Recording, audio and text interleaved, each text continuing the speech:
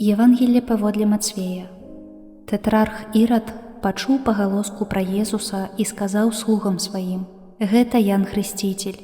Ён паўстаў з памерлых, і таму цуды здзейсняюцца ім». Бо Ірад схапіў Яна, закаваў яго і кінуў у вязніцу з-за Ірадыяды, жонкі брата свайго Філіпа, бо Ян казаў яму: «Не дазволена табе мець яе». Ён хацеў забіць яго, але баяўся народу, які лічыў яго прарокам. Калі былі народзіны Ірада, дачка Ірадыяды танцавала перад усімі і спадабалася Іраду. Таму ён пакляўся даць ёй усё, чаго толькі папросіць. А яна, падбухтораная сваёй маці, сказала: «Дай мне тут на місе галаву Яна Хрысціцеля».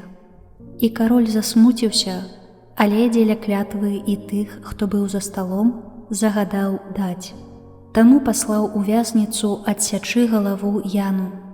І прынеслі галаву яго на місе і далі дзяўчыне, а яна занесла сваёй маці. Тады вучні Янавы прыйшлі, забралі цела і пахавалі яго. Потым пайшлі расказаць Езусу.